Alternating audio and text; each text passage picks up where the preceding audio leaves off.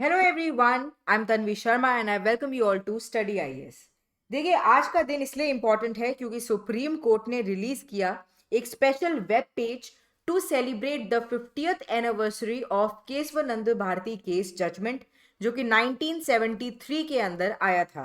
And इसी particular judgement के through doctrine of basic structure हमें आगे आता हुआ नजर आया। पार्लियामेंट के पास उसकी अमेंडिंग पावर कितनी है, आर्टिकल 31C का क्या एम्बिट है, ठीक है। ये सब चीजों को यहाँ पर हम कवर करेंगे, समझने की कोशिश करेंगे। एंड केशवानंद भारती केस देखो वैसे ही बहुत ज्यादा इंपॉर्टेंट है, उसको बेसिकली आज हम कवर करेंगे।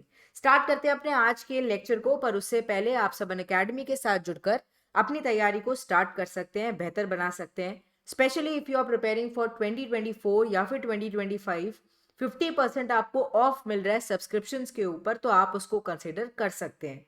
ऑल्सो यहाँ पर आप देख सकते हैं, अगर आप 2 साल या उससे ज़्यादा का सब्सक्रिप्शन लेते हैं आपको और भी अन्य बेनिफिट्स मिल रहे हैं। बायलिंगुअल का जो बैच है वो 27 अप्रैल से स्टार्ट हो रहा है, तो आप इसके अंदर एनरोल कर सकते हैं। And all India prelim mock test free test होता है, ये 29 अप्रैल को होने वाला है, तो इसको ज़रूर देना, GS as well as CSAT, and use करना कोड AMS लाइव। एंड उसके बाद आप इस टेस्ट को दे पाएंगे। स्पेशली अगर ये वाला प्रिलिम्स देने वाले हो, ये वाला प्रीलिम्स देना है, तो ये टेस्ट जरूर देना, जिससे आपको पता चले कि कैसे काइंड ऑफ क्वेश्चंस यूपीएससी आपसे पूछ सकता है। फाउंडेशन सक्सेस बैच के अंदर अगर एनरोल करना है तो देखो अभी भी आपको डिस्काउंटेड रेट पर मिल रहा है, एंड आपको 25% ऑफ भी मिलेगा अगर आप इस पर्टिकुलर कोड को यूज करोगे, दैट इज AMS लाइव। चलो, अब देखो केशवानंद भारती केस अगर हम सिंपली समझने की कोशिश करें तो हुआ क्या था। एक एक मठ था जिसका नाम था एडनीर मठ। अब ये जो मठ है, इनके पास अपना प्रॉपर प्रॉपर्टी थी, है ना, एंड उसी से कहीं ना कहीं इनकम जनरेट होता था। एंड इनके जो हेड थे वो थे केशवानंद भारती। अब हुआ क्या कि जो गवर्नमेंट है उन्होंने बेसिकली क्या किया कि इनकी कुछ लैंड ले ली। अब ये भी क्यों हुआ, क्योंकि जब हमारा देश आज़ाद हुआ उससे पहले बहुत सारे हमें पता है कि चीज़ें चल रही थी, जमींदारी सिस्टम, लैंड ओनरशिप, इसकी वजह से हमें अलग अलग स्टेट्स में अलग अलग प्रॉब्लम्स आती हुई नजर आ रही थी। हैंस अलग अलग स्टेट ने कोशिश किया इसको मॉडिफाई करने का, इसको चेंज करने का। ऐसे ही अगर हम केरला की सरकार की बात करते हैं, केरला की स्टेट की बात करते हैं, तो वो लेकर आए केरला लैंड रिफॉर्म एक्ट 1963। ठीक है, ये एक अलग लैंड रिफॉर्म एक्ट लेकर आए, एंड यहां पर रिस्ट्रिक्शन लगने लग गई प्रॉपर्टी के ऊपर। अब इसी रिस्ट्रिक्शन को एक तरीके से सामने रखते हुए क्या किया गया, ये जो मठ था इसका जो पर्टिकुलर लैंड था, जो पर्टिकुलर पोर्शन था, वो गवर्नमेंट के अंडर आ गया। अब इसकी वजह से क्या हुआ, ये जो मठ के जो हेड थे ये परेशान हो गए, क्योंकि जो एडनीर मठ था उनके पास जितनी, जैसे कहते हैं ना, इनकम जनरेट होनी चाहिए थी, वो कहीं ना कहीं रिड्यूस हो गई।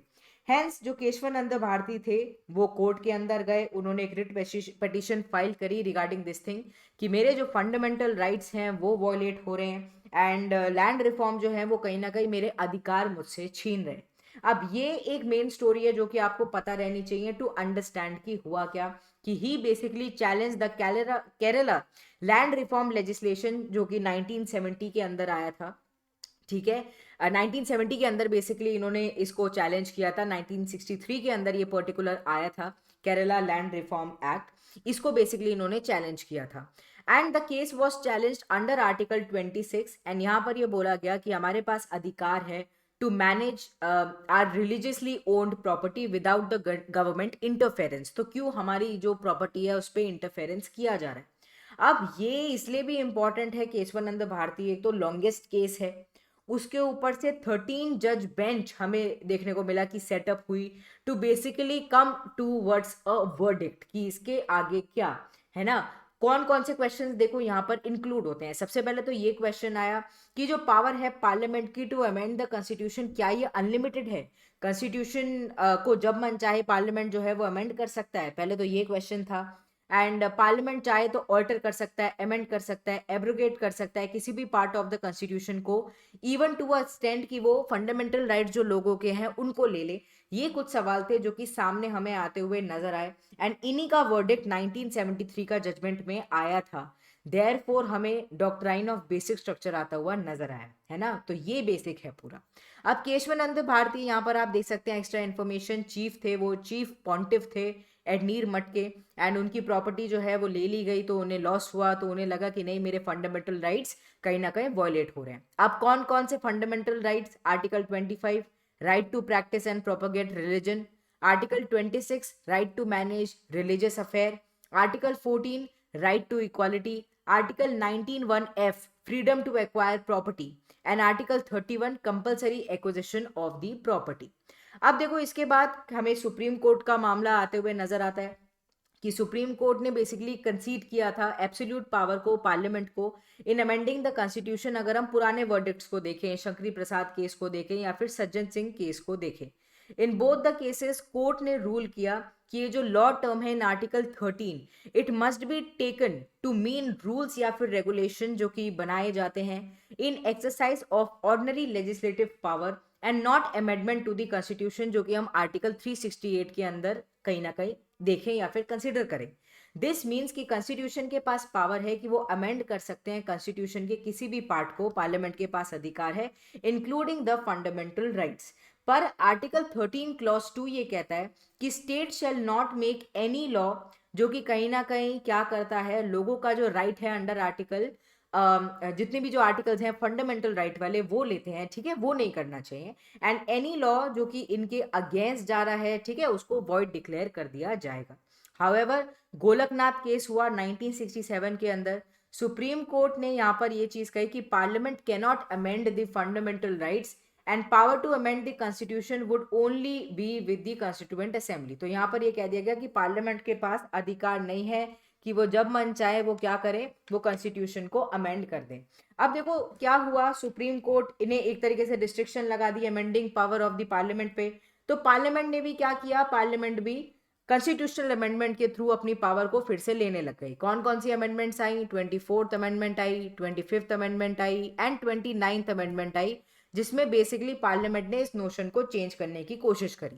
24th कॉन्स्टिट्यूशनल अमेंडमेंट की अगर हम बात करें, इसमें यह था कि जो पार्लियामेंट है वो फंडामेंटल राइट्स को अमेंड कर सकता है अगर रिक्वायरमेंट है।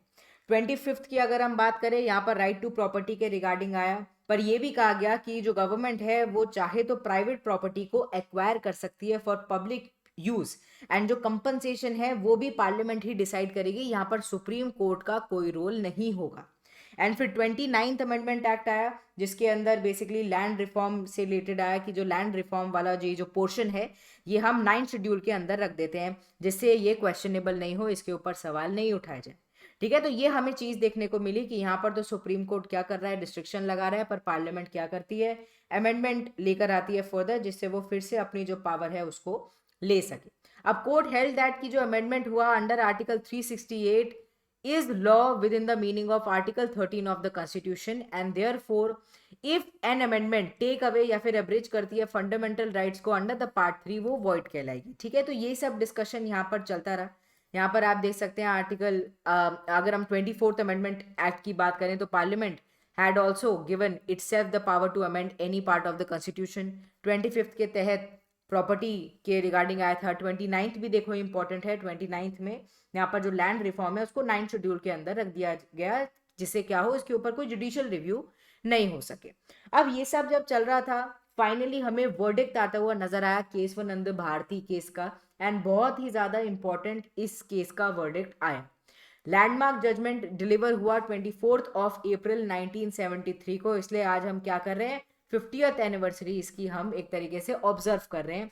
एंड यहाँ पर थिन मेजोरिटी ऑफ 7:6 के थ्रू ये चीज बोली गई कि any provision of the Indian constitution को पार्लियामेंट अमेंड कर सकता है इन ऑर्डर कि उन्हें अगर सोशियो इकोनॉमिक ऑब्लिगेशंस को फुलफिल करना है, लोगों को कुछ गारंटीज प्रोवाइड करनी है which is given in the parliament preamble, ठीक है, वो कहीं ना कहीं उनको प्रोवाइड करने के लिए ये चीज कर सकता है, provided that such amendment did not change the constitution basic structure. अब देखो यहाँ पर ये बात समझने वाली, पर ये चीज बताई गई कि हाँ पार्लियामेंट अमेंड कर सकता है कॉन्स्टिट्यूशन को, तो गोलकनाथ केस ने जो जजमेंट दिया था उसको तो हटा दिया, उसको तो ओवर रूल कर दिया, पर यहाँ पर ये कहा गया कि अमेंडमेंट की पावर अनलिमिटेड नहीं है कि जब मन चाहे जितना आप अमेंडमेंट कर दो। आप अमेंडमेंट उसी लेवल तक कर सकते हो कि वो बेसिक स्ट्रक्चर जो मूल है हमारे कॉन्स्टिट्यूशन के उनको वो वायलेट ना करे, उनको वो चेंज ना करे। ठीक है, तो इसके रिगार्डिंग ये चीज आई। कोर्ट ने 24th कॉन्स्टिट्यूशनल अमेंडमेंट एक्ट के रिगार्डिंग कहा कि हाँ ये बिल्कुल वैलिड है, बिल्कुल फंडामेंटल राइट्स को अमेंड कर सकता है, या फिर पार्लियामेंट चाहे तो कॉन्स्टिट्यूशन के कुछ पोर्शंस को अमेंड कर सकता है। बट जो सेकेंड पार्ट था 25th कॉन्स्टिट्यूशनल अमेंडमेंट एक्ट का, उसको अल्ट्रा वायरस डिक्लेयर कर दिया गया। द सुप्रीम कोर्ट डिक्लेयर की जो आर्टिकल 31C है वो अनकॉन्स्टिट्यूशनल है, इनवैलिड है, ऑन द ग्राउंड कि आप जुडिशियल रिव्यू को ये नहीं कह सकते कि आप उसको हटा दो। जुडिशियल रिव्यू भी बेसिक स्ट्रक्चर का पार्ट है, hence it cannot be taken away, उसको आप अलग नहीं कर सकते। Despite the ruling that the Parliament cannot breach the fundamental right, the court upheld the amendment that remove the fundamental right to property. तो hence यहाँ पर फंडामेंटल राइट टू प्रॉपर्टी जो है उसको भी यहाँ पर एक तरीके से रिमूव कर दिया गया। पहले वो आर्टिकल 19 के अंदर था, अब उसको यहाँ पर हटा दिया गया। तो ये हमें देखने को मिला इस पर्टिकुलर वर्डिक्ट के अंदर, हेंस ये वर्डिक्ट काफ़ी ज़्यादा इंपॉर्टेंट हो जाता है।